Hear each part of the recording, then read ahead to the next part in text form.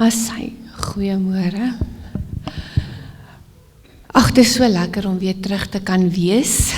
Al is dit bietjie koud. Dit was nie so verskriklik warm daar in Turkye gewees nie, vra maar vir Tannie Bets. Ons het so 'n paar dae was en Amber ook, ons het 'n paar dae bietjie reën gehad en ja, ons was almal 'n beerd gekry en bietjie siek te wees op die toer. Maar op die einde van die dag was dit regtig vir 'n blessing gewees om daar te kon wees. En dit is altyd lekker om terug te wees. Ek bedoel, hierdie is my huis. Ek sê nou net vir 'n paar van die vrouens vanoggend. Jy weet, as ek daar by Chardonnay is, dan is ek by my familie en dis lekker om my kleinkind te sien, maar hierdie bly nog steeds my familie. Hier is waar ek tuis voel. En as ek hier is, dan ek mis hulle, maar ons weet, ons kan ons fone gebruik vir goed, en as hulle dan video call, dan voel 'n mens ook maar weer bietjie tuis, maar as jy daar is, en dan is jy isolated, want jy het net 2 mense wat jy in 'n hele land ken, so, maar ja, het is lekker om terug te wees, en ons het lekker getoer en alles, so, ja, ek wil net graag hierdie vanoggend met julle deel. Jacy gaan vanoggend vir ons klaarmaak met die boek van Jakobus, en dan gaan ons dadelik inspring met die boek van Judas, want dit is 'n opvolg van Jakobus en so aan.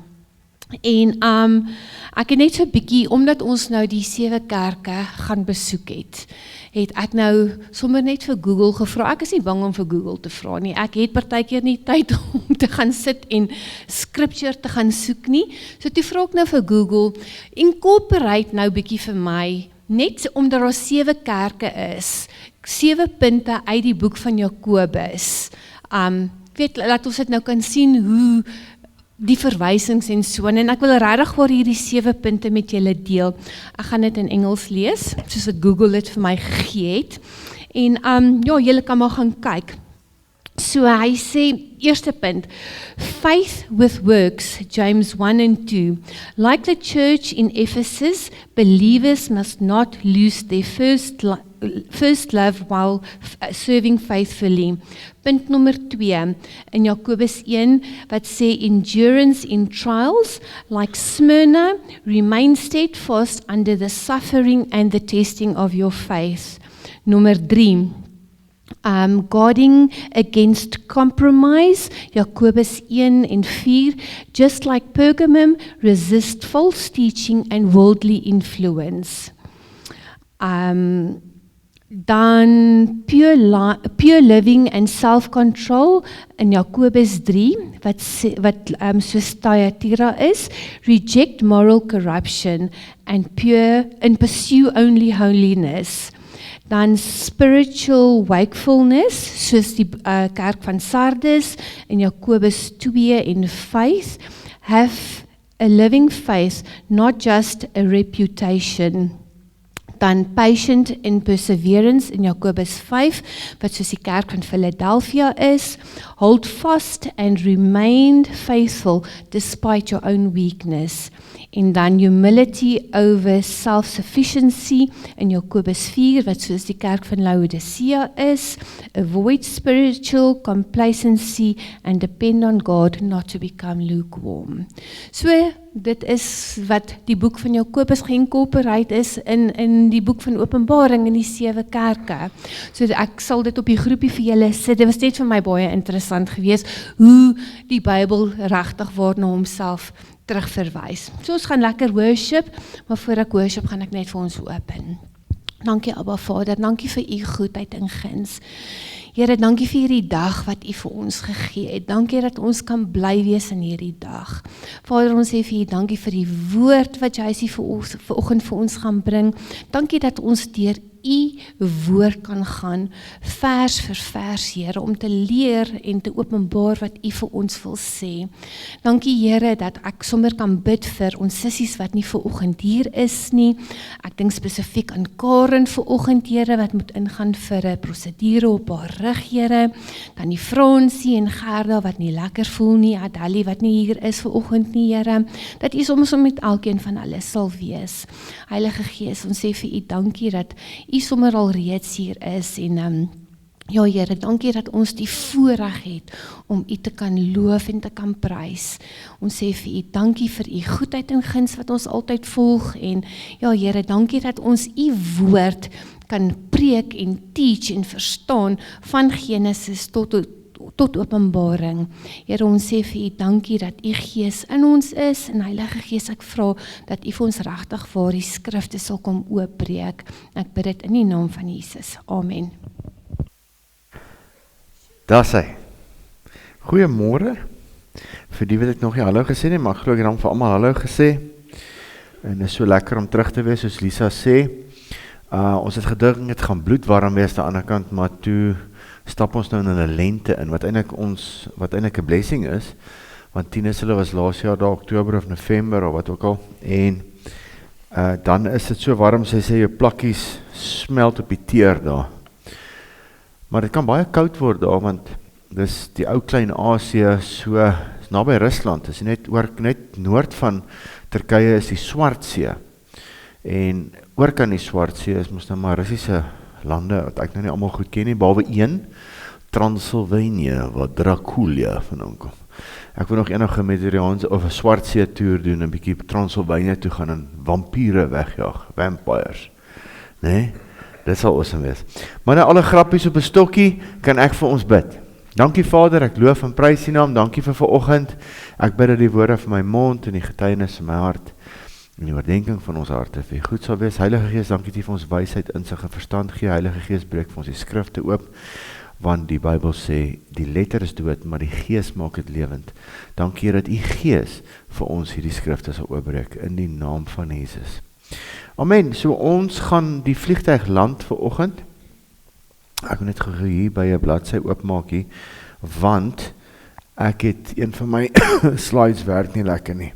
So as Jakobus 5, ons gaan nou deel 3 doen van Jakobus 5, en ek gaan net so vinnig recap, want dit is ons laaste Jakobus, maar alles is opgeneem, julle kan dit kyk, julle het die PDF's gekry, ek het nou op die Siloam groep Woensdag aand, ek het baie hard daaraan gewerk, en dit was baie min mense, ek weet dit was koud, so almal kan dit online kyk, maar daar is kaarte op van Jesus se bediening in Afrikaans, hoe hy van die see van Galilea af, eerste miracle by Kana, al die type goed, so jy kan dit net mooi gaan kyk, daar met die skrifte by, dis baie oulik hoor, en dis wat jy sê, Lisa, oulik wat AI vir jou kan doen, so ons moet AI vir die regte goed gebruik, ek wys vir, ek moet eintlik vir julle gebring het, in 2009, toe ek nou begin, rarig in diepte, woord gee, en al die type goed, toe koop Elsie vir my 'n Matthew Henry commentary, 17 something commentary, want ek gehoor Andrew Womack gebruik hom. Dis so dik boek. En dan is ek 'n klein, ek moes baie keer met 'n vergrootglas sit om te sien wat daar staan. Nou kan jy vir AI vra, hoor jy vergelyk vir my die met daai, ek het gister byvoorbeeld AI gebruik, wat ek van gevra het, waar in die Bybel nou weer, is Elia, wat hy sê, hy is alleen oor, hy sê hier van Marie, daar is 7000, ek het al vir jou gesê, daar is 7000 oor, al die skrifte van dit, so, dit maak het vir my ook makliker om vinniger die skrifte kry, as om dit te gaan soek. In die dae, toe ek net eenmaal in 2 weke gepreek het, of eenmaal 'n maand gepreek het, dan doen ek dit op my eie, maar nou doen ek 3 preke 'n week, wat jy moet voorberei. En ek sê vir julle, en dit is regtig so, vir elke 5 minute wat jy praat, 'n uur voorbereiding. Dit is vat lank. So gister tussen my 2 meetings wat ek gehad het, en so 'n bietjie tyd saam met Gibbs, hom bietjie by die skool gaan optel en aflaai, moet ek nog hierdie klaarmaak, en nadat ek Matteus gedoen het, en ek preek Sondag, so dan is AI help hy baie lekker, maar ek gaan my preek vir my uitwerk nie, ek weet presies wat die Here vir my gesê het, ek moet oor praat. Alright, so ek weet nie of jy agterkom het nie, al 2 hierdie songs wat ons nou gesing het, is AI songs. Ja, is AI songs. So jy kan AI vir goeie goed gebruik. Ek meen, jy kan vir AI vra, ek weet nie hoe doen hulle dit nie, hoorie, ek soek 'n ordentlike worship liedjie oor die boek van Jakobus, en 'n vrou moet sing, wat soos Rina Hugo klink, of wat ook al. Nou, jy kan dit doen, dit is moontlik, jy kan dit doen vandag. So, vandag moet ons woord ken, hè? Vandag moet ons woord baie goed ken. Ons gaan nou eindig met Jakobus 5 vers 19 en 20, wat sê, is daar iemand onder julle, en hy praat van die kerk, wat weggedwaal het. Ons kan vandag baie maklik wegdwaal as ons nie op die rots gebou is nie. as ons nie die waarheid ken soos Lisa gebid het, van Genesis tot Openbaring nie. Ons moet weet wat is die weg. Handelinge praat van die weg.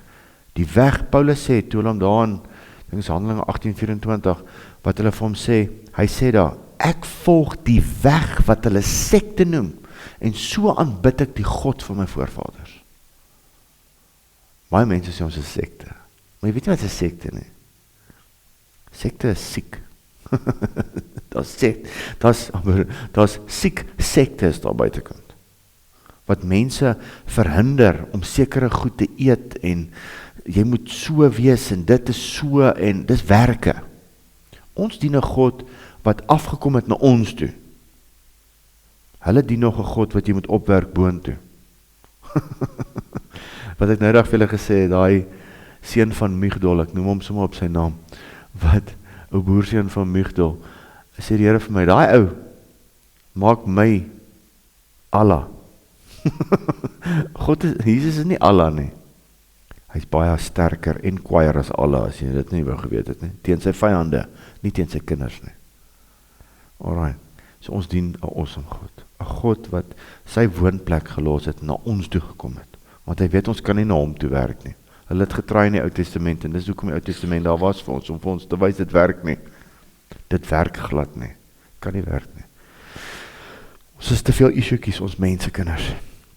En dis waarom hy hier gekom het. En dis waarom het vir my so mooi is van die kerk van Philadelphia, wat hy sê.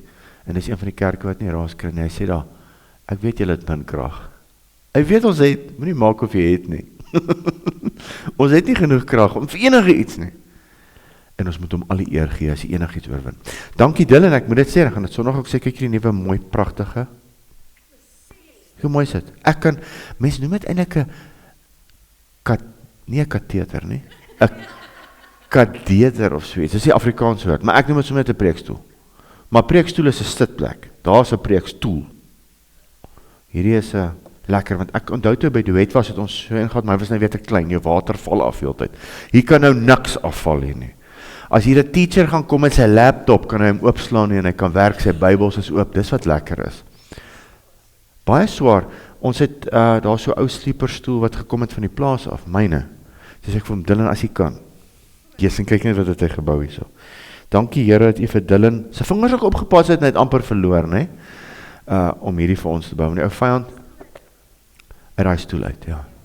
Sleeper, solid, hierin gaan nêrens heen nie, onder is my naam, ek moet vir julle sê, as 'n mega church my nou koop in George, dan moet julle weet, hy gaan saam met my die ding. Ek spoot sommer. Kom sê gou, Jakobus se tema, 'n lewende geloof, 'n bewys van 'n regverdige leefstyl en goddelike gerag. Yes, jy het jou geloof gekry verniet, maar wys nou jou geloof deur jou werke. Staan vir iets of val vir alles. Staan jy vir Jesus? Ek het hierdie week 'n ontsettende, ek het dit vir Jonathan en vir Tinus gestuur, en vir 'n nier het ek gister mee Gabriel se pa saam mee gekuier gister, van David Pawson, The Cost of Discipleship, 37 minute, van pure lekkerte om te luister na. Wat hy Lukas gebruik, het jy die koste bepaal voor jou hand opgesteek het om 'n Christen te word? Jy sien, maar omdat ons 3de, 4de generasie Christen is, ons het dit verniet gekry by ons pa's en ma's, ons het net geërf, ons doen nou maar net wat ons ouers doen. Nee? Maar die koste van om 'n ware disipel te wees, moet jy bepaal, want dit gaan jou alles kos. Dit gaan jou alles kos om Jesus te dien. Alles. En dis hoekom die Bybel sê, wat baat dit jou, jy wen alles in die wêreld, maar jy verloor jou siel. Niks van wat ons op hierdie aarde gaan hê, gaan ooit saam met ons nie. Jy kan die beste ou wees, die beste prediker, die beste Hollywoodster, hulle hou dan so bietjie langer, hulle lig die feit so bietjie. Ek is op Hollywood Page of Death, so nou kan jy sien, ja, okay, hierdie Marlon Brando is toe nou dood, vandag 10 jaar terug, wat ook al, hulle hou nog so bietjie. Maar die rest van ons, nee, vandag oor 2-3 jaar, buiten vir jou kinders, daar was 'n ou wat altyd daar aankaal te word. Het gaan niks, niemand gaan onthou nie. Maar wat jy hier doen, vir die Here, Dis al wat ewigheidswaarde het. Dis al wat ewigheidswaarde het. Die res van die goed hou nie. Mense dink dit hou. Dus hoekom julle dan in die boek van Openbaring aardbewoners, die bewoners van die aarde, hulle lewe asof dit nou vir altyd hier gaan wees. Alright, so 'n lewende geloof, 'n bewys van 'n regverdige leefstyl, lyk net daarmee of jy 'n Christen is, in jou optrede en goddelike gedrag. Hoe praat 'n Christen, hoe leef 'n Christen? Hoe gaan dit nou lyk as ek nou vanmiddag by die kasteel daar op die sypaadjie met 'n sigaret staan en gou op my telefoon? Nee, kan nie. Dit kos jou. Dit gaan jou iets kos. Nie doktrine nie. Ons is almal moeg vir doktrine. Doktrine werk nie. Kom moeds en moenies. Dis nie dit nie. Maar eerder praktiese Christelike etiek. Dit beteken, ek wil soos Jesus wees. Daar is net die fancy Afrikaanse woorde vir dit. Ek wil soos, prakties. Dit moet prakties wees, dit moet volhoubaar wees. As jy vir jou diet uitwerk, werk dit prakties uit, is dit volhoubaar. As jy vir jou oefenprogram uitwerk, gaan jy dit kan doen vandag oor 'n jaar, 2 jaar, 3 jaar. Die ouens spring weg Januarie, jy moet daar in Potchefstroom die gym instap, daar is nie plek vir 'n muis nie. Hierdie tyd van die jaar is dit lekker, die stap aan as niemand. Daai program het nie gehou nie. Want is te veel. Dit is dieselfde met my en jou loop met die Here. Pace yourselves. Maak dit vir jou prakties. Hoofstuk indeling. Hoofstuk 1 het gegaan oor winnende geloof, geloof wat oorwin. Hoofstuk 2 manifesteerbare geloof, geloof wat mens sien. Waarneembare geloof. Ek kan sien jou geloof manifesteer in jou werke, of nie, wat manifesteer? My kinders sê altyd vir my, papa manifesteer weer. Kijk, ons is mense, nee. Mens kan manifesteer as hulle nie vir jou wil luister nie. Dis my die beste, my dochter, altyd as ek 'n praktiese, mooi sê goedjies, papa manifesteer weer. Ja, 'n mens moet baie keer brul, 'n man moet, hy moet so 'n bietjie kwaai wees. Dit beteken nie 'n man kan nie kwaai wees nie, jy moet mos, jy's mos die man van die huis. Jy moet jou grondgebiedsgemerk. Ja, en ek sien dit te veel in die wêreld waar paas nie so is nie. Die kinders doen wat hulle wil. Jy moet nie die boompie breek nie, jy moet hom buig. Tot op 'n sekere tyd. Daarna is die grondwerk gelê, dan kan jy dit nie meedoen nie. Maar kinders, hulle sal dit nie sê nie, maar elke mens wil 'n huis hê wat stabiel is. Sover as moontlik. Niemand sal is perfek nie, maar redelik stabiel is. Daar's 'n pa, daar's 'n ma en daar's reëls. En dis maar net hoe dit is. Ja. Hoofstuk 3, beheerbare energieke geloof. So, beheerbare energieke geloof. Ek dink ek moet daai bietjie verander. As jy gedoop is met die Heilige Gees en vuur, moet iemand jou bietjie beheer. Nee, anders is jy 'n boel in China shop, soos om Angus altyd sê. Jy breek alles, jy is net te veel vir almal. Nee, beheerbare en energieke geloof. Daar moet energieke geloof wees. Maar vra vir die Here vir wysheid, hoe om goed oor te dra. Maar partykeer is 'n mens emosioneel oor wat jy glo. Dis nie verkeerd nie. 100% vir effort, maar dan sê mense seker goeders nie altyd so diplomaties soos wat mense altyd moet sê nie. Maar Reinhard Bonke het aan die ander kant gesê, no protocol, only altar call. So, ons is daar om siele te red. Nee? Goed, en party mense soos Tine sê, hy gebruik dit altyd in die boek van Judas, moet my die vuur geruk word, nee? Alright. Ek en Lisa praat nou voor die tyd, dit is so, as pastore en kerkleiers en goed, moet jy altyd die waarheid praat van Genesis tot by Openbaring.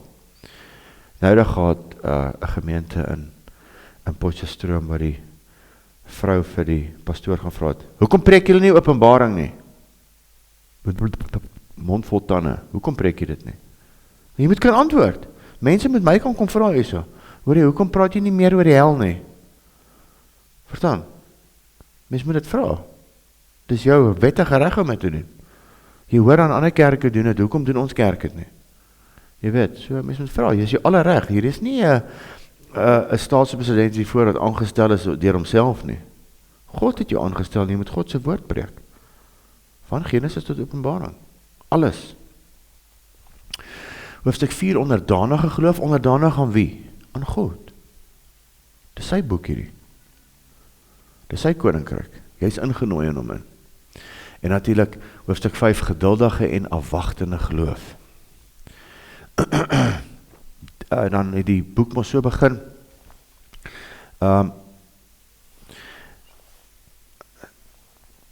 Ek weet net gou voor ek dit gelees, nie goeie idee, maar die slide het nou nie gewerk nie. Die boek behandel eerstens die natuur van ons geloof, tweedens die natuur en karakter van God, derdens die dag tot dag gedrag van 'n Christen. Geloof as die beginpunt van die Christense wandel in die nuwe lewe saam met Christus. Dade in die lewe van 'n Christen, 'n totale oorgawe omrede die kind van God in Jesus glo.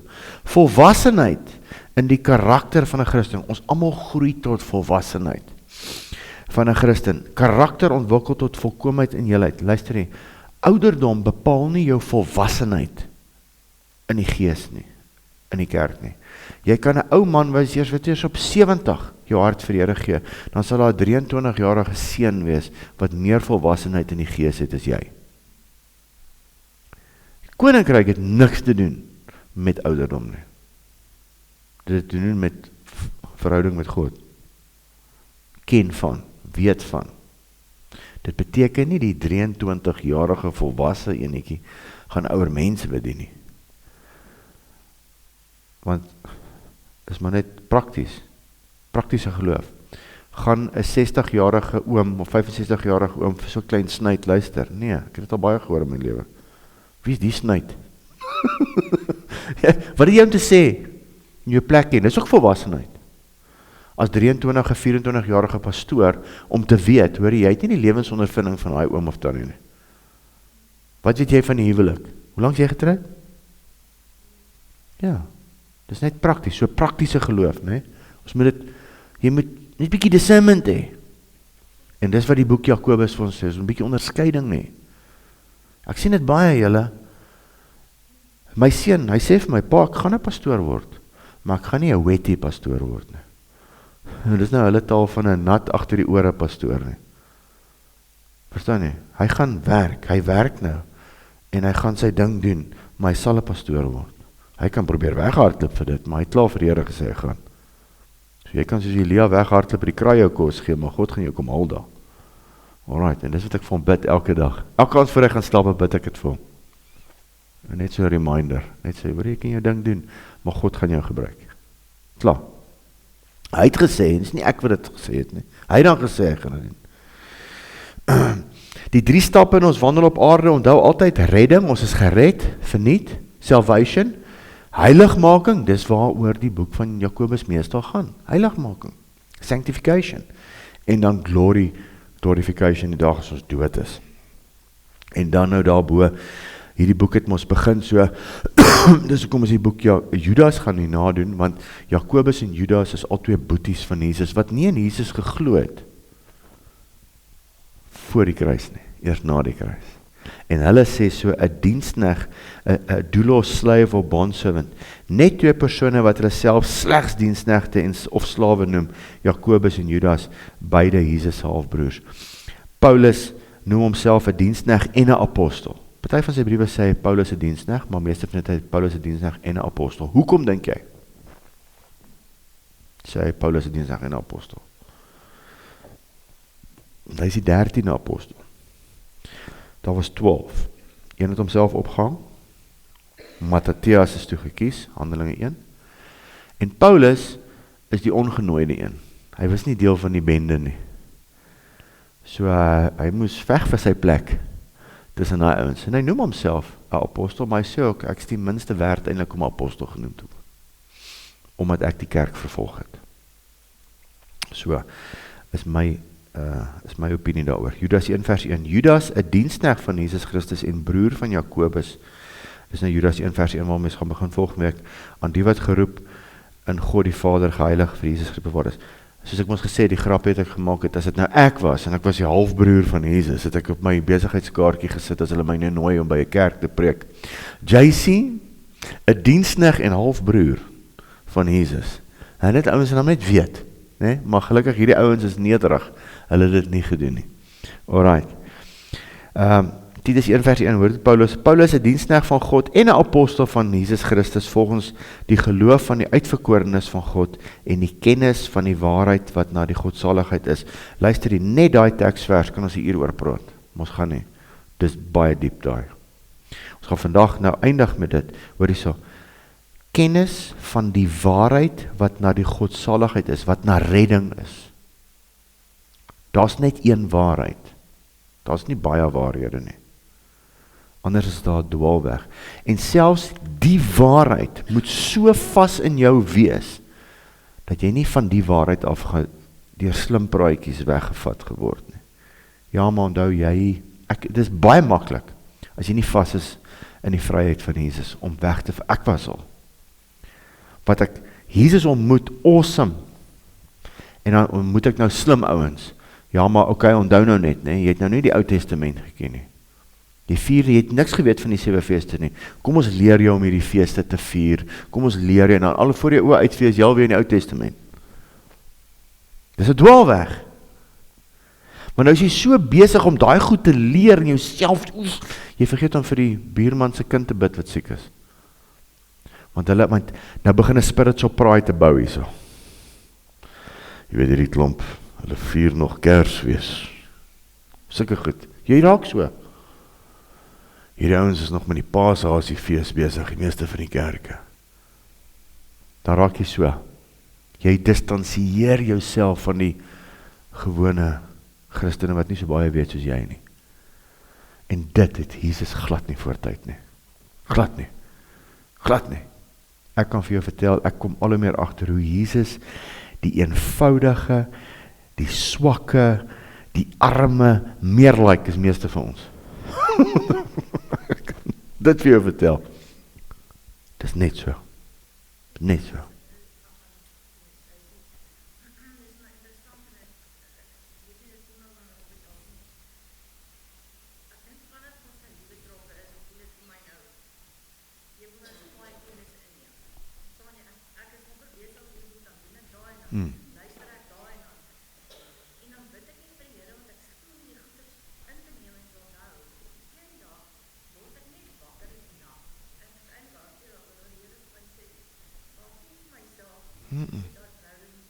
Ja. Ja. Ja.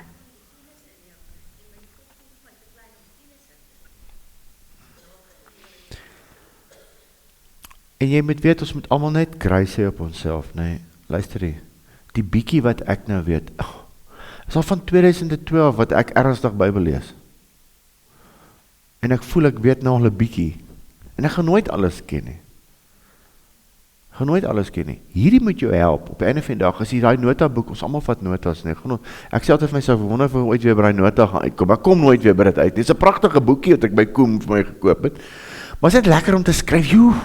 Ek onthou op Tiaan Gildney se kampe, het jy so 'n boekie gekry, en dan na elke preek is daar so 6 lyntjies. Jy skryf daai ding, jy het 'n ander nie meer plek nie, en na die kampe, waar is daai boekie? Is gone. Verstaan jy? Dis hoe dit is. Dis hoe ons mense is. Maar luister, moet jy nie vir een oomblik dink, dit word nie gedeponeer in jou gees nie. Heilige Gees sal vir jou die dag, wanneer jy dit nodig het, en iemand probeer jou vasvra, sal hy jou herinner aan iets wat jy gehoor het 3 Augustus by 'n vrouegroep. Glo my, dit is net so, dit is bonatuurlik wonderwerk. Glo my. Hou net aan. Hou net aan. In jou gees word dit gedeponeer, want hierdie letters is dood, maar die gees maak dit lewend. Jou gees neem dit in. En dis hoekom ek vir mense sê, wat oorwin hierdie wêreld? 1 Johannes 5, jou geloof. Hoe kry ek geloof? Net deur die hoor en die hoor en die hoor van die woord van God. Skryf dit, lees dit, go for it. Maar dit wat jy hoor jou gees. En is supernatural. Johnny Lou wat nou Augustus kom, hy wou selfmoord pleeg, sy kar staan, hy gaan nou selfmoord pleeg, die pistool is hierso. En toe hy pistool so optel, toe onthou sy gees, iets wat sy sonnaskooljuffrou vir hom gesê het. En dit het sy lewe gered. Hy het dit nie daai dag neergeskryf nie, hy is maar net 'n laaitie, wat daar geluister het. Toe onthou sy gees, iets wat 'n sonnaskooljuffrou gesê het. So jou gees neem die goed in. Maar nou kom ons brein in die pad. Nou wil ek wil hom so ken. Okay, ja, vergeet dit. Ek kan ook nie so leer nie. Ek het geleer deur jare in my bakkie te sit en te hoor, dit was my kantoor. En ek luister teachings, en ek luister Joyce Myers, en ek luister Agnes Buckham, en Andrew Womack, en luister, in plaas van 94.7. Verstaan jy? Ek het dit daadwerklike besluit geneem, want my gees was so honger, ek moes dit drink, en ek wou nie met die ander goed hoor nie. So, dis wat ek wil vir julle sê daaroor, moenie dat al hierdie goed, want julle gaan nou, ons kry Woensdae, ons kry Vrydag, maar dis goed, dis woord, jou gees kry dit in. Dis die belangrikste. Alright, hierdie hele gelaaste gedeelte gaan oor die krag van gebed. Onthou altyd, ek gaan altyd vir julle sê, die 7voudige struktuur van die Bybel. Bid en gebed word 7 keer genoem, net in hierdie stukkie. 7 keer. Haai, weer is 7. 7 keer. Gebed is baie belangrik in ons verhouding met God, asook ons wandel in die koninkryk hier op aarde. Koninkryk, die heerskappy om te heers op hierdie aarde, is gebed belangrik. Luister hier, kom ek sê dit sommer van die staanspoor af. Gebed is nie, maar dit is ook in die oggend waar jy stilte hou. Dis ook gebed, maar dis nie eintlik gebed nie. Gebed is 'n konstante gesprek met Heilige Gees, met God. Daar waar jy bak, daar waar jy ry, is heeltyd in gesprek met God, is gebed. Ons het groot geword in tradisie van, kom ons gaan vanaand boeke vat. Dis nou gebed. Die kinders sê nou, maar maak pa nou klaar. Dis nie gebed nie. Gebed is 'n persoonlike verhouding met God. Yes, daar is tyd vir spiritual warfare gebed. Daar is tyd vir, hoor jy, ons is gesin, elke oggend voor ons die uitstap, vir oggend weer, Matteus 6:33, ek en Gibbs bid dit, Here, ons soek die koninkryk, ons soek die geregtigheid. Dankie het mamma so mooi lyk vir oggend, ek moes hom met 'n komplimentjie gee, en het help vir Gibbs vandag met sy eksamen, ons bid sommer vir Daniel, wat nie by ons is nie, sy skryf vandag, en ons bid vir John, by sy vervelige werk, wat nou baie taaf is vir hom, maar Vader, dankie om deur hierdie seisoen ook help.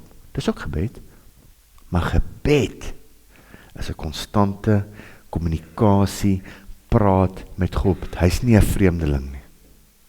Hy's nie 5 minute in die oggend, gou om Angus luister en gou ietsie bid nie. Dis nie gebed nie. Daai is 'n ritueel. Wat niks fout daarmee nie, doen dit. Soos my ritueel elke oggend, Matteus 6:33 ritueel. Maar my seun gaan dit altyd onthou. Hy gaan nooit Matteus 6:33 vergeet nie. Here, ek soek niks van U nie, ek probeer nie arm draai vir enigiets nie vir nuwe kar nie vir nuwe gras op die sypaadjie, niks nie. Ek bid net vir sy koninkryk en sy geregtigheid, sy manier van dinge doen. En dan sal hy die res toevoeg. Hy sê dit mos. Ek glo dit. Want ek sê dit heeltyd vir my gees. Ons kan ook verkeerd bid. Kom ons kyk wat Jakobus sê in die res van die Nuwe Testament oor gebed. Wat is so? Hier is my baie mooi. 7 keer. Spreuke 24:16, want 7 maal val die regverdige en staan weer op, maar die goddelose struikel in die ongeluk. Luister hier. Om te val moes jy gestaan het. Baie van ons staan baie keer, baie van ons val baie. Is nie net 7 keer, ek het nou meer as 7 keer geval. Nou tel dit nie meer vir my nie, luister hier. Die betekenis is, regverdige mense val. God sê in die kerk van Philadelphia, ek weet jy het min krag, maar byt vas. Daai skrif is vasbyt. Byt vas. Baie keer moet jy, ons almal het swakpunte. Baie keer moet jy vir daai persoon sê, ja kyk, hoeveel keer gaan jy my sê, ek weet, maar weet jy wat, staan net weer op, gaan aan. Ek en my vrou, ons ken mekaar se sterkpunte, mekaar se swakpunte. As sy weer in daai swakpunt val, dan bid ons net dat sy weer opstaan. Verstaan jy? So moet jy jouself aanmoedig. Jy moet jouself opbou in jou allerheiligste geloof. Dis 'n baie belangrike Judas 1:20. Jy moet jouself opbou deur in die gees te bid. En in die gees bid is nie te en in tale te bid nie. In die gees bid is daai konstante verhouding met God. Met hom praat. Partykeer hardop, partykeer net in jou gees. as jy daar skoolgoed was, en jou man het nou weer gemanifesteer, en sê, hoor die daai ding, dan bid jy weer hard, maar nie dat hy hoor nie, daai ding, wat hom so maak, ek bind sommer nou jou werke, die Here bestraf jy, los my man uit. Dis die autoriteit wat jy het, om dit te doen. Jy moet dit doen. Daai ding wat my man depressief maak, ek sê vir jou, dis nou klag gespeel met hom. Ek bind jou werke. Gees van depressiviteit kom nie in hierdie huis in nie, ek sla die sweep hier, nie jy nie. Dis jou huis. Dou die vrou nie, sit die atmosfeer in die huis. Joey Goldenhuis het 'n goeie teaching geskryf waar hy wat Tiaan aangebied het. Mevrou, bewaar jy jou grondgebied. Jy moet dit doen, mevrou, my juffrou. Jy doen dit. Jy moet dit doen. Vrouens het 'n spesiale autoriteit wat hulle by God gekry het. Gebruik dit. Al val jy 7 keer. Staan net op. Die een wat wen is die een wat oor homself kom. En sê, hoor jy, ek is nou nie goed genoeg nie, maar hier staan ek weer op en gaan na die genade troon. Ja, jy mag. Christene moet dit hoor. Ons dink, ag nee, ek het nou 48 keer al geval. Nee, was nie 48, nou seker al 1048, maar jy kan nog steeds gaan. Kan jy glo? Is awesome. Jakobus, kom ons begin nou uiteindelik. Ons is klaar met introduction. Jakobus 5 vers 13. Is daar iemand onder julle wat ly? Laat hom bid. Is iemand opgeruimd? Laat hom sing, psalm sing. Is daar iemand siek onder julle? Laat hom die ouderlinge van die gemeente inroep en laat hulle oor hom bid, nadat hulle hom in die naam van die Here met olie gesalf het. Vers 15. En die gebed van die geloof sal die kranke red en die Here sal hom oprig. Selfs as hy sonde gedoen het, sal dit hom vergewe word. Jakobus 5 vers 16. Bely mekaar julle misdade en bid vir mekaar. Net daai stukkie daar, bely mekaar julle misdade en bid vir mekaar. Dit is bevryding, wat ons elke dag in hierdie kantoor hier agter doen. Mense kom hier na toe, hulle bely hulle misdade, ons bid vir hulle. Sodat julle gesond kan word. Die vurige gebed van 'n regverdige het groot krag. Luister nie, Matteus 6:33. Here, ek bid vir u koninkryk en u geregtigheid, u regverdigheid. Luister nie, Efesiërs 6, borsplaat van geregtigheid, sy geregtigheid. Wat jy kry, omdat jy nie genoeg krag het, dus kan nie op jou geregtigheid gaan nie. Ek kan nie vir hierdie ou bid nie, ek is nie 'n goeie mens nie, jy is nie 'n goeie mens nie, gelukkig is die Here, en jy kan sy borsplaat aantrek. Jy moet dit besef, jy moet dit hoor. Ek kan nie, omdat ek dink ek is okay, en ek is nou opgelei om bevryding te doen, en ek kan bevryding doen. Nee. Sy regverdigheid gee my die autoriteit om enige iets uit enige persoon uit te jaag. Nie omdat ek het nou al 6 jaar doen en ek het 'n kursus gedoen by Rooi Strauss of waar ook al nie. Dit beteken vir jou niks. Absoluut niks. Het is goed om my kennis in te kry en ander ouens se boeke daaroor te lees. Maar dit beteken nie, jy kan dit doen nie. Al wie dit kan doen, is die persoon wat besef, God doen dit. En jy mag het net oor een rede doen, omdat jy die panser, die borsplaat van sy regverdigheid op jou bors het. Dis al wat jy beskerm. Dis al waarvoor die Satan luister. Luister nie vir jou nie, wie is jy? Ja, maar nou, ek is groot gedoop, ek is al die goed, ja, is pragtig. Ek glo in God, ja, is pragtig, Jakobus moes gesê, die Satan ook, en hulle sit daar. Almal glo, maar ek glo, al die goed, maar ek glo ook, dat Jesus my regverdig verklaar. Nee? Nie omdat ek iets gedoen het nie. Dis nie 'n verhouding van hier af op so toe, Here, omdat ek nou so oulik is, en ek het hierdie seels op my sertifikate, nou kan ek dit doen nie. Nee, het beteken niks, Satan waar nie oor sertifikate nie. Hy eet jou sertifikaat op. Hy sal hom opeet. Beteken vir hom niks. Dit gaan oor hierdie leefstyl wat hy van praat, in die hele Jakobus. Amen. Iemand wat ly, die woord daar is afflicted. Iemand wat deur moeilike tye gaan, luister hier. As jy deur 'n moeilike tyd gaan, wat moet jy doen? Bid! Jy moet bid. Iemand wat ly, deur somebody afflicted, bid. Hoe? Laat hom bid. Jy moet bid. Ag, hoorie, kom, as dit my naam het op daai gebedsketting, het gaan rof. Ja, dis goed, ons gaan saam met jou bid, maar jy gaan deur daai ding. Jy moet bid. Daar is sekere kerke op wie se gebedskettinge ek nie wil gaan nie, want hulle gaan vir jou in die graf inbid. Rarig. Ag Here, as dit U wil is, nee, dit is die Here se wil. Moenie bid as dit U wil is nie, dit is die Here se wil, dit is die Here se wil, dat dit met jou goed gaan. As dit U wil is. Dit is godsdienstige goedjies wat ons geleer het by ons oupas en oumas en by gebedsgroepe. Alwyn sê maar, sit iets op die gebedsgroep, hoor die bid vir my, ek gaan deur 'n moeilike tyd, regtig by die werk gaan het. Dan staan ek op, Here, dankie vir Alwyn. Here, dankie dat daar deure oopgaan vir sy besigheid. Here, U sê, ons is meer as oorwinners. Jakobus 4 vers 19, Filippense 4 vers 19 sê, God sal vir hom 'n deur oopmaak. Dis wat ons bid. Met autoriteit, die vurige gebed van 'n regverdige. Ek bid dit omdat ek regverdig verklaar is deur Jesus, het ek die autoriteit om dit te doen. Gebedskool 101. Ag, Here, as U wil is. Here, ons weet, ons gaan deur moeilike tye, hier op aarde is ons maar net nie. Jy moet nie vir my bid nie, asseblief. Jy gaan my nie, my besigheid en depressie inbid. Ek soek nie jou gebed nie. Nee, ek soek regtig nie, want jy bid my dood. Jy moet 'n vurige gebed hê, opgewonde, opgewek. As jy weet wat om te bid nie, bid die psalms. Alright. Dis spiritual warfare. Amen of me. Proklameer God se woord. Is jy opgeruimd? Gaan dit goed met jou? Sing, worship, Here. Moes my nie net altyd bid as dit sleg gaan nie. Here, dankie dat dit so goed gaan met ons. Die besigheid kom in. Ons is gesond. I love you, Lord. Dan worship jy. Dis wat hy sê hierso. Gaan dit moeilik met jou? Bid. Gaan dit goed met jou? Dan moet jy eers bid. Sommige deur te worship. Sê vir Here, dankie dat dit goed gaan met jou. Here, dankie dat jy my uit hierdie siekbed uit het. Wow, ek het oorleef. Het gevoel of ek gaan nie, maar ek het. Hoe ouer mense raak jy griep al hoe erger. Jou lyf vat die shots. Maar jy staan nou op, jy sê dankie. Was 'n liedjie geweest van Bobby Angel wat hy altyd sê, Lord, I thank you, Lord, for making him stronger.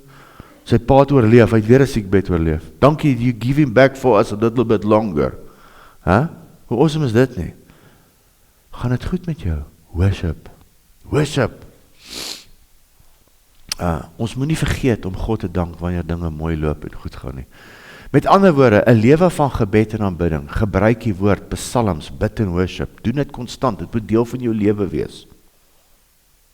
Deel van jou lewe wees. Is iemand siek? Die woord daar siek, en dis nou, ons gaan nou na die ouderlinge wat nou kom en salf, né? Die ouderlinge gaan nie elke keer na jou huis toe kom, jy kom salf as jy griep het, nie? As hulle kan en daar's tyd, sal hulle doen. Maar die woord daar is, as iemand swak is, en iemand het nie krag nie, hy is bedlend, of hy kom hier vorentoe, dis ook nie fout nie, sê, hoor jy, ek wen nie die ding nie. Hulle het my gediagnoseer met die ding. Kom, laat die ouderlinge bid. Die woord daar is swak, sonder krag, to be laid low, is die woord. Konteks van Jesus wat alle siektes en kwale gebid het, genees daar.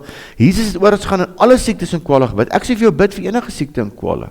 Maar om al die ouderlinge te kry, om spesiaal vir jou te gaan bid, moet jy regtig nie hier kan uitkom nie. En as jy hier is by die kerk en jy sê, hoor hierso, laat my nou gedoen, dan is ons ouderlinge, ek sê dit elke Sondag. Laat hulle kom, hulle vir jou salf en vir jou bid.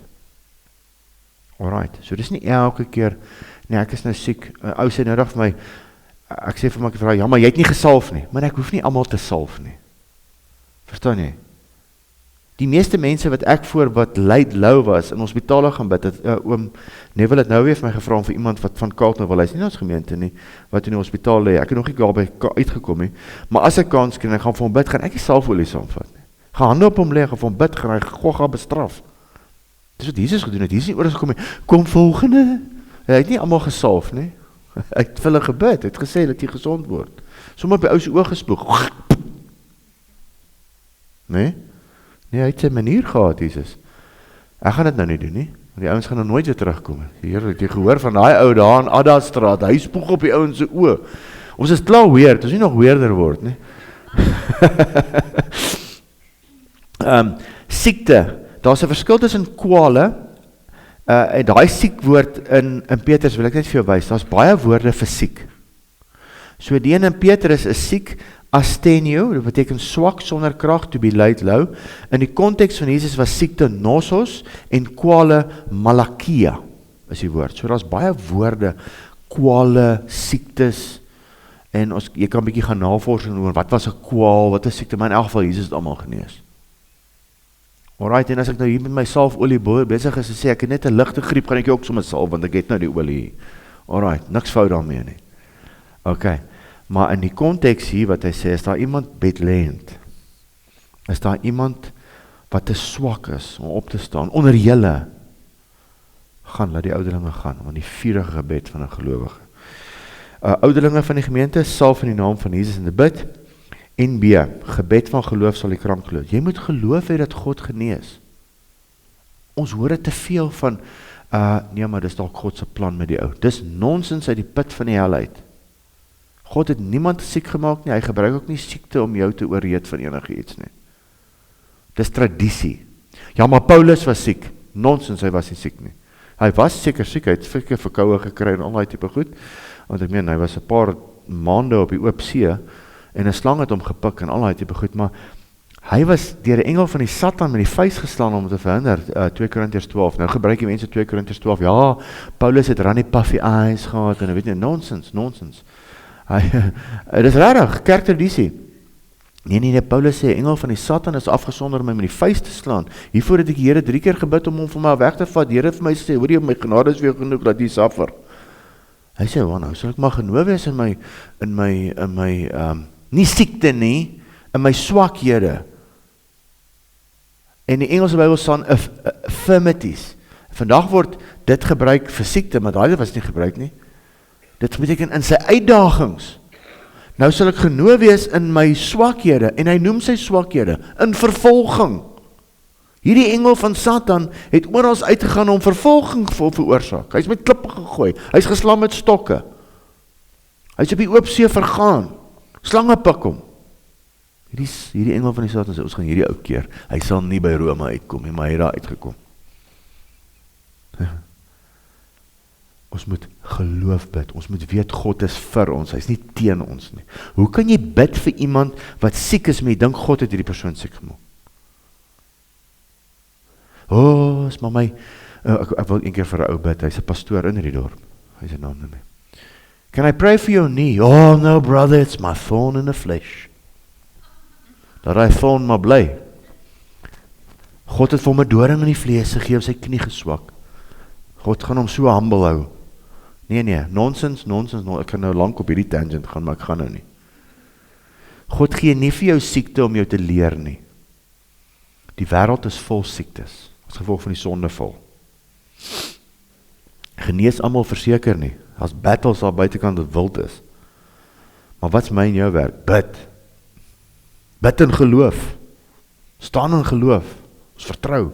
Ek het baie healings die afgelope paar maande gesien, julle. Baie. Mense wil dit nie eers verdien of verwag nie.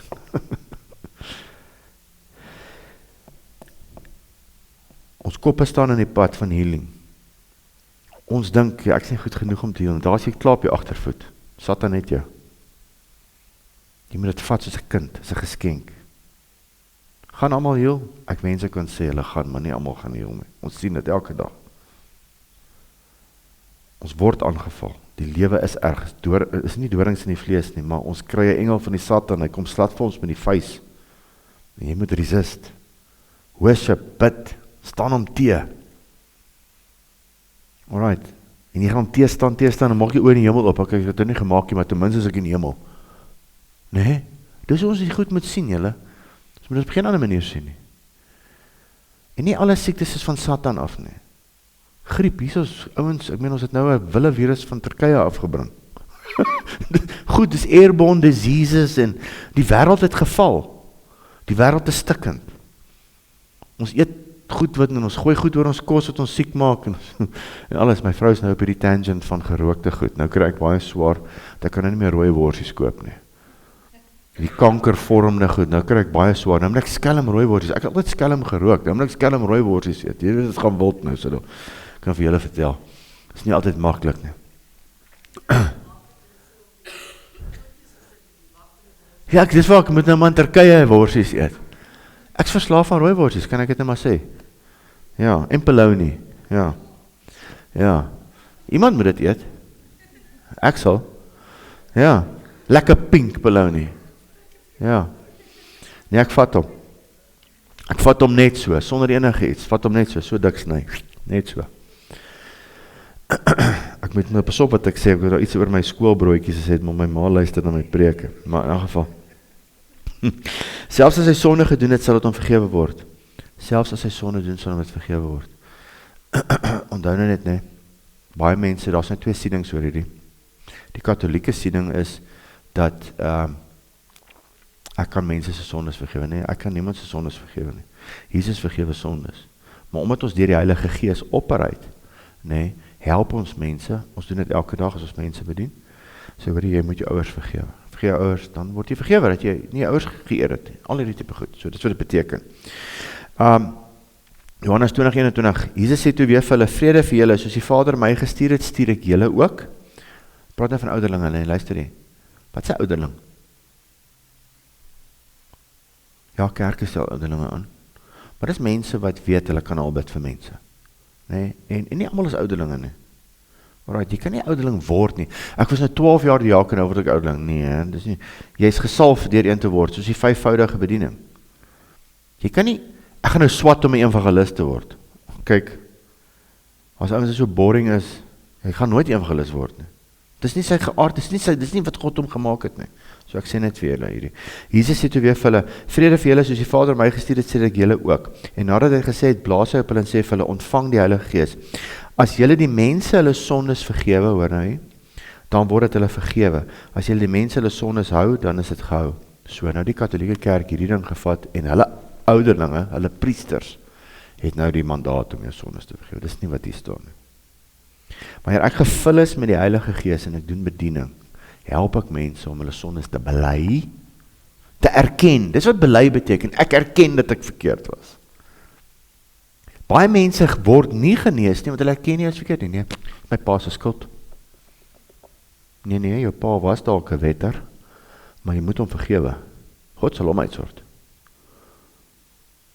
Dis wat ons mense help om sondes te bely, sodat hulle vergewe kan word deur wie? Deur die bloed van Jesus, deur Jesus. Nie deur my nie. Nou Dominee party, nou het ek jou sonde vir jou vergewe. Jy kan nou gaan, dankie tog en 'n broodjie op die tong. Nee, dit help nie. Jy sit nog met jou sonde, jy het jou sonde aan 'n mens bely.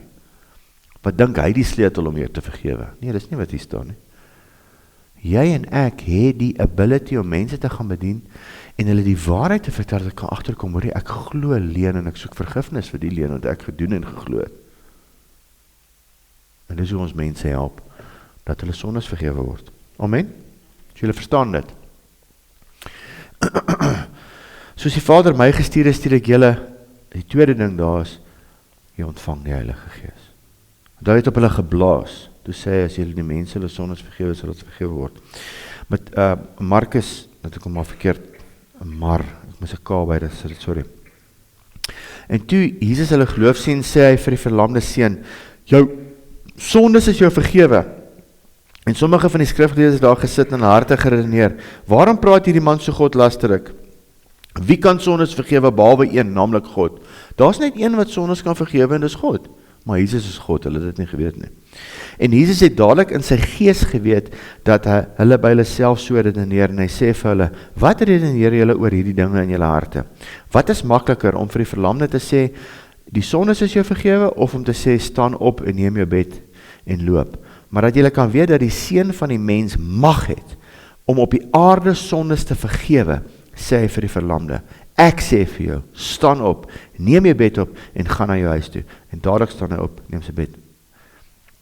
Ek en jy, hoekom ek hierdie bygesit het en die vorige deel bygesit het, ek en jy het daai autoriteit.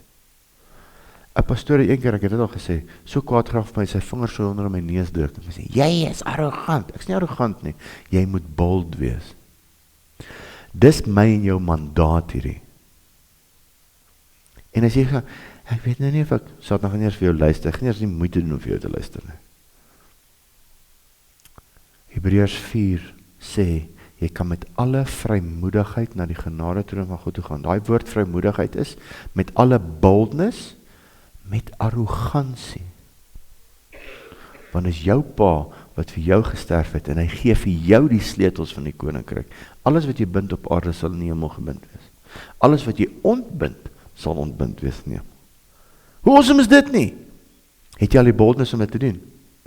Ja, ek weet nou nie of ek kan nie, dis waar die hele ding gaan nie so. Die vurige gebed van 'n gelowige. 'n Ouderling moet 'n persoon wees wat bold is, wat hierdie goed weet en verstaan. Verstaan julle? Ons almal moet so wees. Johannes 3 vers 16, want so lief het God die wêreld gehad, dat sy enige gebore seun gegee het, ons almal ken dit, sodat elkeen wat in hom glo, nie verlore mag gaan nie, maar die ewige lewe kan hê. Want God het sy seun in die wêreld gestuur, nie om die wêreld te veroordeel nie, maar dat die wêreld deur hom gered kan word. Hy wat in hom glo, hier is waar dit nou inkom. So, hoe red ons mense van hulle sondes? Hoe word hulle sondes vergewe? Hoor hierso. Want hy wat in hom glo, word nie veroordeel.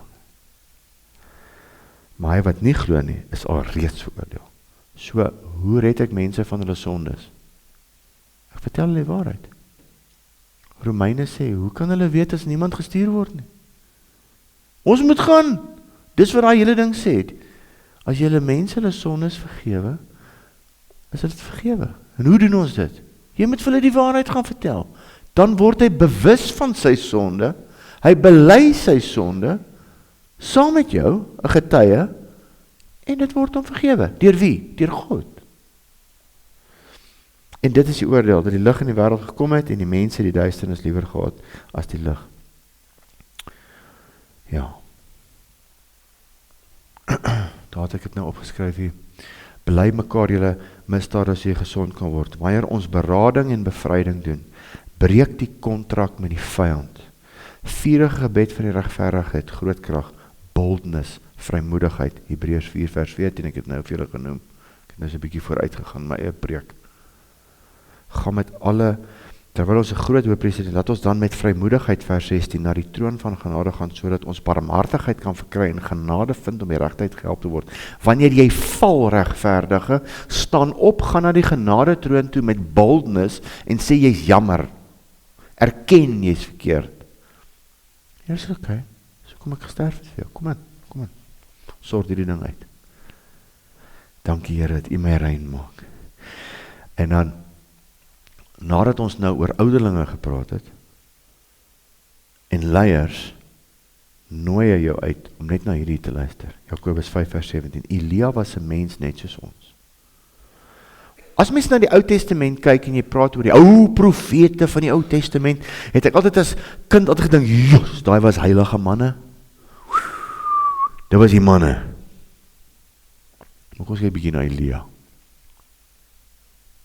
Kom ons lees net.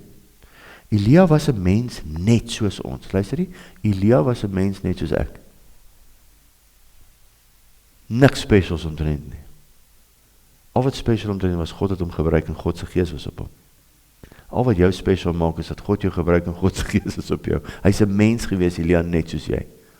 Maar godsdiens het hierdie ouens patriarge gemaak, is ons die Afrikaanse woord. Hulle was die patriarchs, hulle praat daarvan. Maar hy was 'n mens net soos jy. Jeremia, Jesaja, Elisa, Daniel. Daar was 'n paar van hulle wat meer eisters was as ander, soos Daniel, daai ou het nie gekrek nie. Elia het gekrek 'n paar keer. Dis hoekom hy Elia as 'n voorbeeld gebruik. Hy was 'n mens, ek dink persoonlik Elia het in depressie gelê. Daai het vet PTSD gehad. Ouens kry PTSD as een ou doodskiet. Hierdie ou slag sommer gou 'n paar honderd. Volgende dag kom 'n vrou en sê, hoor ek gaan jou doodmaak, toe hardloop hy.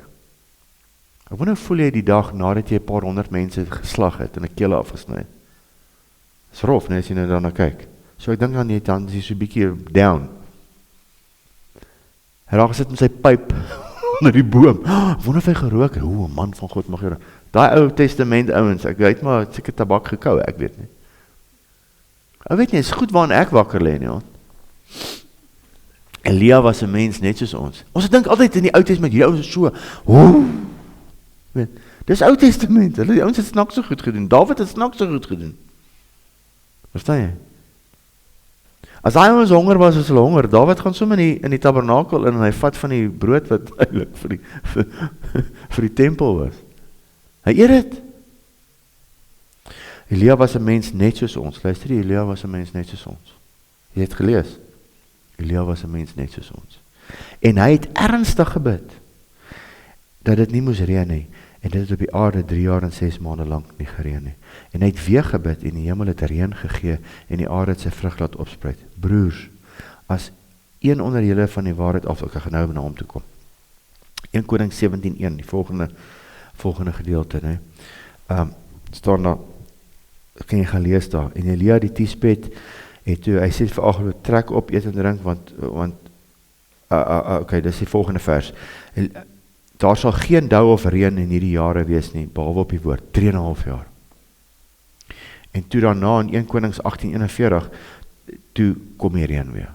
Toe sê die reën moet kom. En almal ken daai verhaal, vers 42, en lees daar, tot by 46, en so 'n wolkie, so groot so man se vuis, al daai tipe goed, ek het nou 'n bietjie oor my tyd gegaan hierso. So ek gaan lees dit self, en Elia, mens net soos ons, kan nie glo daai ding gooi nou so lelik uit nie, maar jou PDF is mooier. God gee hom, om net om vir jou te wys, dat Elia mens net soos ons was. God gee hom 3 opdragte, maar hy kon slegs 1 uitvoer. God sê vir my moet 3 goed doen, hy doen dit nie. Hy doen net 1. Elia moes die ander 2 uitvoer, volgens 1 Konings 19, 15 en 16. Hy moet Hazael gaan salf as koning van Aram, hy moet Jehu as koning van Israel self, en Elisa as profeet om op te volg. Hy het nie een van die eerste 2 gedoen, hy het net Elisa gesalf om op te volg. Elisa moes daai gaan klaarmaak, omdat hy weggehardloop het. Elia voer slegs die laaste een uit. God sê ook in die gedeelte dat hy vir hom 7000 profete bewaar in die land. En hy antwoord na 1 Konings 19:14. En hy antwoord, ek het baie geëiwer vir die Here, die God van die leerskawe, want die kinders van Israel het u verbond verlaat, u altare afgebreek en die profete met die swaard gedood, sodat ek alleen oorgebly het. En hulle soek ook my lewe om dit weg te neem. God het in 1 Konings 18:22 ook gesê daar 7000, nou sê hy so, ek is alleen oor. God sê net daar was 7000. Maar hy dink hy is alleen. Kry 3 opdragte voor een uit. Elia was 'n mens net soos ons, hy het swaar gekry. Hy was onder baie druk. En God, nou sê ons sê, yes, maar hy het net 1 van die 3 opdragte uitgevoer. Jy weet nie wat daai ou deur is nie? Om hy prophets of the groves, ek hou van die Engelse, nee, almal af te slag. Hulle het hulle rivier toegevat en hulle geafslag. Nou, dit klink wild hoor. En hy het die heavy resistance in die spirit gekry. En hy is nog steeds lewendig op hemel toegevat. Is dit nie awesome nie? Hy was 'n mens net soos ons. Die Here weet jy het min krag. En raai wat? Ek sien hom as een van die 2 getuies. Vir Moses en Elia. Baie ouens sê dis Enoch en Elia. Ek sê dis Moses en Elia. Oor die volgende. Openbaring 11:3. En ek sal aan my 2 getuies gee dat hulle met sakke bekleed 1260 dae lank profeteer, 3,5 jaar. Dit 3,5 jaar nie gereën nie. Hoor nou so, hulle is die 2 olyfbome en die 2 kandelaars wat voor God van die aarde staan. En as iemand hulle wil beskadig, gaan daar vuur uit hulle mond en hulle verslind hulle vyande. En as iemand hulle wil beskadig, moet hy op dieselfde manier gedood word. Hulle het, hoor hierso, hulle het mag om die hemel te sluit. Net soos Elia. Sodat daar in die dae van hulle profesie geen reën val nie. Dit klink bekend. Dit klink bekend. En hulle het mag oor die waters, Moses, onthou jy, Moses het die water gestamp, toe gaan hy oop, om dit in bloed te verander. Wonder wat dit gebeur, ook met Moses, en op die aarde te tref met allerhande pla, soos by Moses, so dikwels as hulle wil. Dis hoekom ek weet, ouens kom af my van sê wat hulle wil, toe Jesus bergverheerliking, toe sy out of time, toe staan Moses en Elia langs hom. Onthou julle? En dis Moses en Elia dis wat ek glo. Ek vergelyk net skrif met geskrif. Ouens bring jou nog in as fout, ons weet nie. Maar as jy na hierdie kyk, klink dit vir my soos Elia en Moses. Awesome, né? Maar ja.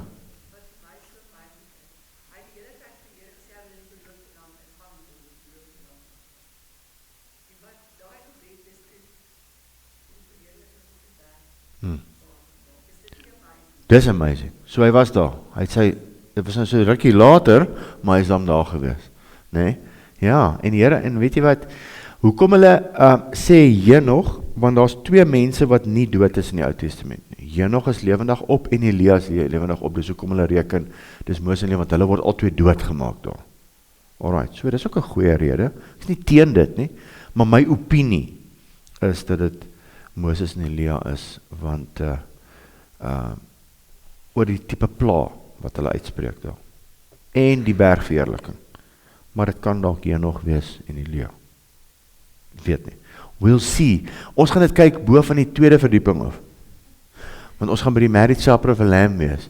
Maar die kos gaan so lekker wees in die party, dat ons nie eens gaan afkyk nie. Hoe lekker is dit nie? Alright, is maar klaar. Iemand van die waarheid afdwaal, vers 19 en 20. Iemand, ek kan gou nie so veel in die skrif lees, so waar het ek dit nou geskryf, ja. Kom ek gou terug hier. Broeders, as een onder julle, onder wie? Onder die kerkmense, van die waarheid afdwaal, en iemand hom bekeer. Eerste gedeelte, ouderlinge kom bid. As iemand van die waarheid afdwaal, almal moet help. Hoor jy? Dit is nie die ouderlinge se job nie. Julle weet wie is die mense en wat hulle belyse doen. Jy kan sien, die tekens is teen die muur as iemand begin wegdraai van God af. Julle moet dit doen. Laat hy weet, dat die een wat 'n sondaar van sy dwaalweg bekeer, 'n siel uit die dood sal red en menigte sonde sal bedek. Iemand van die waarheid, iemand, hoef nie ouderling te wees nie, hom bekeer. Sondaar van sy dwaalweg, 'n siel uit die dood sal red, geleidelike wegdraai. 'n Dwaalweg begin met geleidelikheid. Ou is nie ewe skielik in die kerk nie, ewe skielik is hy net gone nie. Geleidelik gebeur dit. Eerstens die waarheid, die weg. Iemand op 'n dwaalweg, daar's net een weg, en ek het in die begin gesê, daar's net een waarheid, moet dat niemand julle van daai waarheid af wegvat nie. Paulus sê dit hoeveel keer, hy sê vir die Galasiërs, julle het so goed begin in die gees. En kyk, waar is julle nou? Nou is julle weer onder die wet. Al kom ek, of 'n engel, sê Paulus, en verkondig julle ander evangelie as die evangelie van die koninkryk, laat hom 'n vervloeking wees. Moenie wegdraai op 'n dwaalweg nie. Ek het hoeveel ouens wat begin het saam met my, nee, is nou in Hebrew roots. Kon. Hulle bid nie meer vir siek mense nie. Hulle teach hulle self net. Weet nie wat hulle doen nie. Daar's klomp goed wat mens kan afneem. So, jy geleidelik wegdraai en dan stap jy na sonde toe, dan draai jy naderhand weg van die Here af. Die weg van die 7 kerke van die Openbaring is 'n persoonlike waarskuwing van waar jy jou eerste liefde verlaat. Dis nou as jy vroeg op 'n Vrydagoggend hierdie doen. Ek het nog steeds gisterand nog nie geweet wat ek vanoggend wou sê oor hierdie 2 versies nie. Eerste liefde verlaat. Hy was nog nooit jou eerste liefde nie. En dan spoeg jy uit, luister nie. Ons het nou weer gekyk met 7 kerke. Ons het andersom begin, ons het by Laodicea begin en gewerk na Efese toe. So Efese sê, wow, maar ek het dit teen jou, dat jy my nie meer so lief het sien begin nie. En dan van daar af, dan stap jy na Pergamum toe, wat jy met jou voet in die wêreld staan. En van daar af is al 2 voete in die wêreld in Thyatira. En dan sê die Here vir jou by Sardis, jy het 'n naam dat jy leef, jy sê jy gaan kerk toe, maar ek sê vir jou, jy is dood. En dan Laodicea, dan spoeg hy jou uit. Dit is 'n geleidelike dwaalweg, het gebeur nie oornag nie. En dan naderhand draai jy jou teen God. Dit is geleidelik, julle. Dis waarom hy sê so. As jy iemand onder julle op 'n dwaalweg gaan, en jy kan hom terugtrek. Dis ons almal se werk, hoor. Ons moet die boeties en sissies oppas. Oppas. Een keer gered, altyd gered. Hierdie hele teksvers sê vir jou, dit kan nie so wees. Jakobus 5:20. Laat hy weet dat die een wat 'n sondaar, dis nou die een wat onder ons was, van sy dwaalweg bekeer. Hoeveel keer in die 7 kerke sê hy, bekeer julle? Draai terug. 'n siel uit die dood sal red. Luister nie. 'n kind van die Here kan op 'n dwaalweg gaan en doodgaan. Hy praat nie hier van fisies doodgaan nie. Dis die tweede dood, dis die lelikste dood. Dis weg van God af dood. Dwaalweg bekeer, 'n siel uit die dood sal red en 'n menige sonde sal bedek. Red hom van die dood, nie fisiese dood nie, geestelike dood. Sy siel afgesny vir altyd. Iemand in die kerk kan wegdraai van God af, kan op 'n dwaalweg gaan en kan siel doodgaan. Hel toe gaan. Dis net so. Praat hier van 'n Christen, vers 19, een onder julle, dan word sy sondes weer bedek met Jesus se bloed. Baie ouens het gesê, as jy so iemand help, bedek God jou sondes. Nee, jou sondes word bedek deur belydenis en erken jy het sondes en jy het foute en God bedek dit. Maar daai ou se sondes wat hy gedoen het, is weer onder die bloed van Jesus. Maar as hy wegdraai, en ek sien dit baie, ek en Lisa het hierdie week iemand bedien, wat iemand ken, wat die Here gedien het, en weggedraai het nou van God. Hy persoon sê self, hy gaan nou hel toe. Maar as ons hom weer kan kry om in te kom, en hy kan sê, Here, jammer ek was verkeerd, dan sy sondes weer bedek, dan sy reg. Hy moet net die knie buig. So ons moet bid vir ons boeties en sissies. Ons praat nie van nou hier van mense, Jakobus, wat nie die Here ken nie. Ons praat van die kerk nou nie. Is daar iemand siek onder julle? Onder julle het iemand op 'n dwaalweg gegaan. Dis die kerk. Ons het werk in die kerk. Dis hoekom ons 'n kerk is. 'n gemeenskap gelowiges om mekaar te check. En te sê, sissie nee, jy kan nie dit doen nie. Ons moet dit sê. Ja, jy sê vir my niks sê nie. Okay. Nou, ons ken ons dit. En daarso eindig Jakobus sommer net so. Hy sê nie baie nie. Hy stop net. En dis waarom ek nou gaan stop. Anders praat ek heeltyd. Ons moet meer soos Jakobus wees. Stop net. Hy het gestop. En na sluit is ons storie uit. Jakobus is nie maklik boek nie. Jakobus is so 'n boek dat Martin Luther gesê het, hy moes nie in die Bybel gewees het. Ja, hy het dit gesê. Maar hy moet daar wees. Dis praktiese Christelike etiek. Praktiese Christelike geloof. Prakties. Ons weet dit gebeur, die goed wat ons nou van gelees het. Mense is siek. Die ouderlinge moet bid vir hulle. Die ouderlinge moet 'n bietjie guts kry en bid vir die mense. Maar ek kom uit kerk uit waar die ouderlinge net huisbesoek gedoen het en geld gekollekteer het. As hulle weer gevra het, hoor hierso, maar ek is siek, my vrou is bedlêend. Ek ken 'n goeie onkoloog in Pretoria. Dis wat ons gedoen het. Ek weet, niemand het my opgelei as ouderling, ek is ouderling gemaak. Niemand het my gesê ek moet vir siekes bid nie. As jy dit vir my gesê het, nie ouderling geword nie. Ek was wel in die ringvergaderings, maar ek nie vir siek mense gebid nie. Dis 'n ouderling se werk. Ons om vir siekes te bid. Jy moet dit verstaan, jy moet dit weet, jy moet dit doen. Maar dit is ons almal se werk om vir siekes te bid. Maar daar's groot krag daaraan, wanneer 'n kerk besef, dat jou ouderlinge in unity saam, gee God special powers. Ja, hoeveel kerke het nie as ouderlinge? Party kerke het ouderlinge, maar hulle word nie vir die funksie gebruik nie. Nee? So, ons kan nog baie praat, maar ek gaan stop. Vader, baie dankie, ek loof en prys die naam. Dankie vir vandag. Dankie dat ons hierdie Jakobus kon klaarmaak. Sjoe, Here, wat 'n mooi boek. En ons bid ons weer verby hom kan kom in ons leeftyd. Here, ek wil U net eer. Ek wil U eer vir die woord. U woord is lewend en kragtig. Vader, U woord maak ons vry. Dis lekker. Vader, dankie dat elkeen wat na hierdie woord luister, nog self gaan ondersoek doen en nog dieper kan gaan met hierdie. Vader, ons eer U naam. Dankie dat ons almal veilig terug is van Turkye af. Dankie dat ons by ons gemeenskap weer is, by ons mense. Vader, ek bid dat mense sal kom, en dit kom geniet om onder die woord te kom sit. Here, dat ons onsself nie sal oordeel op ons kennis van die woord nie, maar Here, dat ons gees hierdie woord sal inneem. En op die regte tyd sal U ons herinner aan alles wat ons gehoor het. Ons bid dit in Jesus naam. Amen.